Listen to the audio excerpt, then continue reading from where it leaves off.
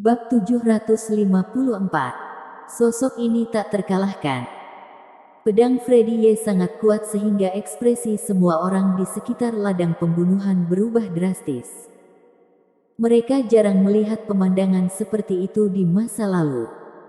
Eli Miao dan Sena Miao mengarahkan pandangan mereka pada Louis Lu yang berada di tengah badai. Dan hati mereka sudah ada di tenggorokan mereka. Louis Lu dapat dengan ringan memblokir serangan Freddy Y beberapa kali sebelumnya, yang telah memberi mereka cukup kejutan. Eli Miao juga menyadari bahwa mungkin dia menolak untuk pergi karena dia memiliki kepercayaan diri yang cukup. Tetapi, pedang ini jelas tidak mudah untuk dilawan. Mereka sangat berharap bahwa Louis Lu akan bisa keluar dari jangkauan serangan pedang lagi dengan kecepatan ajaib seperti sebelumnya. Namun, mereka kecewa. Louis Lu membuat gerakan menghindar. Tapi tiba-tiba kekuatan fisiknya tampak habis. Dan langsung tersedot oleh badai. Seolah terjebak dalam rawa. Tidak bisa bergerak. Ini menyebabkan dia harus menanggung serangan tubuh pedang secara langsung. Berhenti. Eli Miao tidak ingin menyinggung Tuan Yu. Tetapi saat ini, dia masih tidak bisa menghentikan suara di dalam hatinya dan berteriak. Segera. Mata semua orang tertarik pada Eli Miao. Dan mereka semua bertanya-tanya. Apa yang terjadi pada Patriark hari ini? Beraninya kamu ikut campur di depan Tuan Yu. Semua orang di klan Gu merasakan ledakan kepanikan. Benar saja, Tuan Yu, yang tanpa ekspresi dari awal hingga akhir, akhirnya mengubah ekspresinya. Tatapannya yang perkasa menusuk Eli Miao. Dan alisnya tiba-tiba berkerut. Seketika, wajah cantik Eli Miao segera menjadi pucat seolah menerima pukulan berat. Dan jejak darah meluap dari sudut mulutnya entah kenapa. Sangat kuat. Tuan Yu sangat kuat. Lihat saja. Sebenarnya menyebabkan patriark mereka menderita luka serius. Untungnya, Tuan Yu tidak berniat untuk membunuh. Dia hanya menakuti Eli Miao. Dan kemudian mengalihkan pandangannya kembali ke ladang pembunuhan. Adegan ini terjadi sangat singkat. Dan tidak mempengaruhi perubahan di ladang pembunuhan sedikit pun. Semua orang tanpa sadar melihat ke ladang pembunuhan lagi. Pertempuran di sana terus berlanjut. Louis Lu tersedot oleh badai. Tidak dapat memisahkan dirinya. Sementara Freddy Y sama sekali tidak mendengarkan kata-kata Eli Miao. Seperti Louis Lu, dia sudah lama mengetahui kutukan klan Gu. Yuri Miao yang memberitahunya. Itu sebabnya Freddy Y tahu bahwa yang lebih tua adalah pembicara yang sebenarnya. Dan Patriark Eli Miao tidak memenuhi syarat untuk ikut campur dalam kontes pembunuhan ini. Freddy Y harus memanfaatkan pukulan ini untuk mengakhiri segalanya. Waktu hampir habis. Dia tidak ingin mati di tangan Tuan Yu bersama Louis Lu. Boom. Dalam badai yang menggelegar, inti keras dari tubuh pedang mengenai dada Louis Lu. Dan cahaya pedang yang berkedip-kedip membuat wajah Louis Lu sangat pucat. Wajah yang sama pucatnya. Eli Miao tidak perlu dikatakan. Hal yang sama berlaku untuk Sena Miao. Kakinya lemas dan dia hampir jatuh ke tanah. Dia memiliki kebencian terhadap Louis Lu sebelumnya. Tetapi 2 hari yang lalu, ketika Louis Lu berkata bahwa dia akan membantunya melampiaskan amarahnya, kebencian di hati Sena Miao telah hilang. Dan selama 2 hari bergaul ini, dia menemukan bahwa meskipun Louis Lu mendominasi dan kejam, dia memiliki hati yang baik dan orang yang sangat santai. Jadi dia tidak ingin melihat Louis Lu mati. Untuk kontes pembunuhan ini, Vanessa Xiao tidak datang.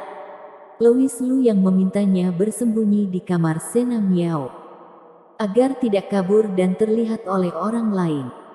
Dan kecelakaan apapun akan terjadi. Vanessa Xiao sangat percaya pada Louis Lu. Louis Lu berkata bahwa dia akan menyelesaikan segalanya. Dia percaya bahwa Louis Lu pasti bisa melakukannya. Jadi dia sangat patuh dan tidak keluar. Jika Louis Lu mati, Sena Miao tidak tahu bagaimana menjelaskannya kepada Vanessa Xiao saat dia kembali. Tetapi pada saat ini, Yuri Miao melihat ke sisi ini dan berkata sambil mencibir, "Sena Miao, kamu sedikit mampu, dan biarkan kamu menemukan tuan seperti itu.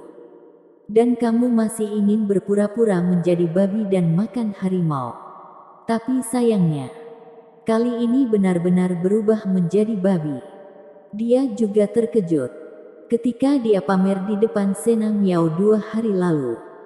Sena Miao menunjukkan ekspresi sedih, yang membuat Yuri Miao merasa bahwa dengan adanya Freddy Ye, dia pasti akan menang.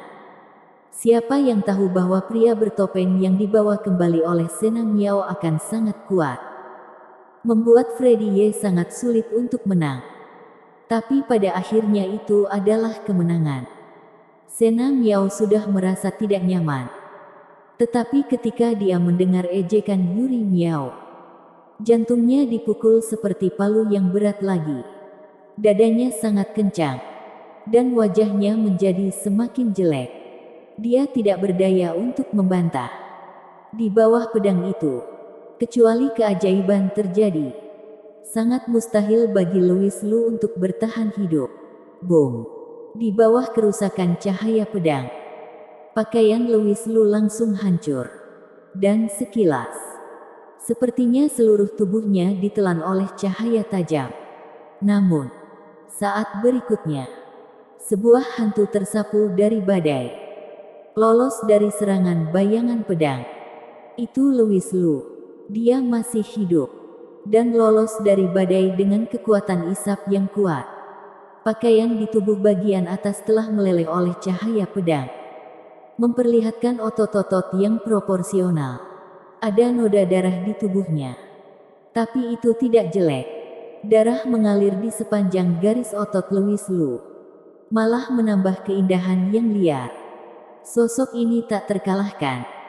Semua gadis dari klan Gu menatap dengan mata terbelalak. Beberapa kaget, beberapa tidak percaya. Mereka terkejut karena mereka tidak percaya bahwa Louis Lu dapat melarikan diri hidup-hidup di bawah serangan pedang yang begitu mengerikan. Sulit dipercaya karena saat Louis Lu mengenakan pakaian, sosoknya agak kurus. Tidak mungkin membayangkan sosoknya di bawah pakaian itu begitu menarik. Jantung banyak orang berdetak lebih cepat. Pada saat ini, tidak ada yang memperhatikan detail sama sekali, yaitu pakaian Louis Lu semuanya hancur oleh cahaya pedang yang menakutkan tadi. Tetapi topeng yang dia kenakan di wajahnya tidak menunjukkan goresan sedikit pun. Sangat mendebarkan. "Aku hampir mati."